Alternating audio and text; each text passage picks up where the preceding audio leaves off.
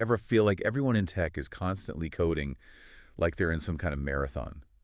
And not just at work, like in their free time too. Yeah, yeah, totally. Well, we're going to be tackling that whole grind mentality today head on in this deep dive. Okay. Coming at you live from RC Scare Questions with this thread titled Career Path for a Mediocre Software Engineer. All right. Now, I know the title might sound kind of harsh, Yeah. but trust me on this, the conversation is actually super relatable. I'm intrigued. So, what's got everyone talking on this thread? Well, it seems like a lot of folks are feeling the pressure to be coding all the time like it's some kind of badge of honor. Oh, yeah, definitely feeling that. It's like this whole hustle culture thing is just taken over. Yep. And, especially online, you're constantly bombarded with these stories of these like coding prodigies, Yeah.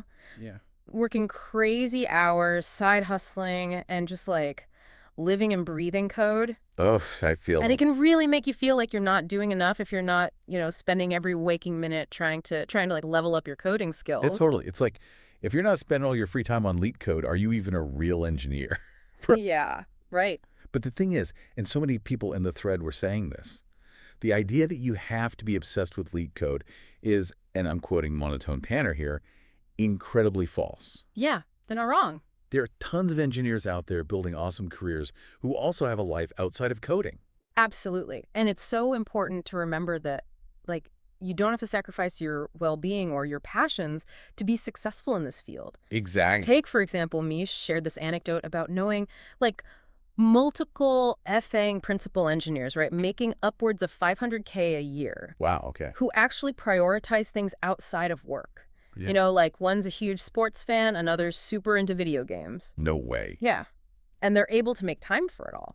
That is huge. And I think for a lot of people listening, myself included, that's really reassuring to hear because it's easy to get sucked into this mindset that reaching that level of financial success means giving up everything else. Right. So to hear that it is possible to have both, to have that financial security and a fulfilling personal life, that's pretty amazing. It's all about finding that balance, right? Yeah. And defining what success actually means to you. 100%. Yeah. It's honestly so refreshing to hear these success stories because it really challenges that narrative that you have to be grinding 24/7 to make it in tech, Yeah. you know? Right.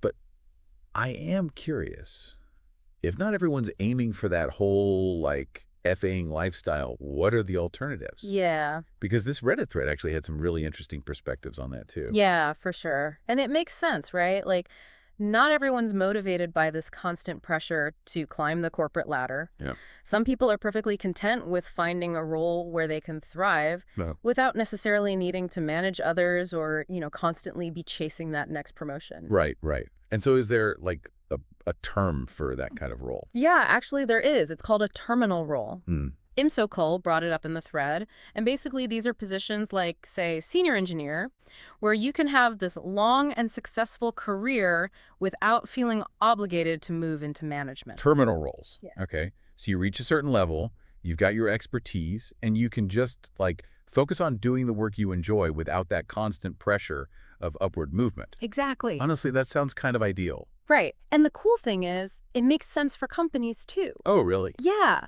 Like Netflix, for example, they actually used to have this policy of only hiring senior level developers. Wow, only hiring senior devs. Yeah. Across the board. Yep. They recognized how valuable experience was and the stability it brought to their teams. That's a pretty bold move. I wonder, like, what was the rationale behind that? Did they find that it led to, like, a more efficient team overall? Or were there any downsides? Like, maybe it limited the pool of talent they had access to or even stifled innovation? Those are all really good questions. And it kind of highlights that there are always going to be trade-offs, right? Some people, they thrive on the constant learning and the challenge of moving up the ladder. For sure. While others, like you and Whose Army mentioned in the thread, they find the idea of having that stable, well-compensated role doing, and I quote, stupid tickets well into their 40s incredibly appealing. Yeah, I can see the appeal in that for sure. So it really comes down to, like, what do you value most in your career? Right. You said it. I can definitely see both sides. Like the stability and financial security of a terminal role, especially as you get older. That sounds pretty great. Yeah. But then, there's also something to be said for pushing yourself and always trying to learn and grow your skill set. Absolutely. And neither path is inherently better than the other. It truly is a personal decision. That's a really great point. It's a good reminder that there's no right or wrong answer when it comes to like career satisfaction and what makes you happy at work. Exactly. We've been mainly focusing on like the technical track, staying in engineering. Hmm. But what about people who might be like feeling burnt out on coding itself? Yeah, What other options are out there for them? that's a great question because coding isn't for everyone, and that's okay. Right. It's true though, like at the end of the day, we do have to, pay the bills. Oh, sure, for sure. And that's where salary comes in, right? As a factor for most of us. It is, and this is where it gets interesting, right? Because Friendly View 4122 made this really interesting observation. Yeah. They pointed out that senior engineers, the ones in those terminal roles that we were talking about, often actually out-earn some staff engineers, particularly those who are, doing more management and less actual coding. Hmm. I've actually heard that from friends in the industry where sometimes taking on that management role, while it might seem prestigious, could actually mean like a pay cut if it means you're moving away from like hands-on engineering. Right. Which I think brings us to this really crucial question. How do we define success in our careers? Because it's got to be more than just like job titles or even salary, right? Yeah, you're absolutely right. It ultimately comes down to finding that sweet spot where your values, your skills, and your aspirations all intersect. Totally. And sometimes the traditional path, it's not always the only way or even the best way to get there. Right. Like, remember Tun John's story? They were saying they struggled with elite code, but they ended up finding success through an apprenticeship. Yeah, that's right. Which just goes to show you that sometimes those less conventional routes can actually be incredibly rewarding. Absolutely. That's such a good reminder that career paths, they don't always follow a straight line.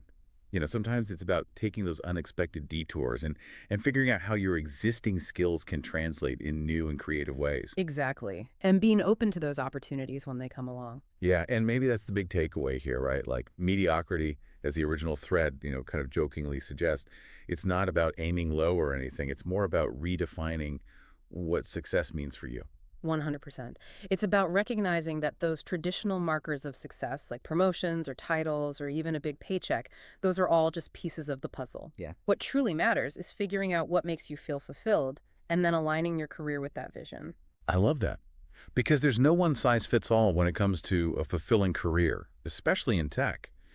And with so many different paths available, the really exciting thing is you can find one that genuinely aligns with your own passions and your own priorities. Absolutely. So to everyone listening, remember, don't be afraid to question those like traditional expectations and really explore those less conventional paths. You might be surprised by what you discover, and most importantly, define success on your own terms. Who knows?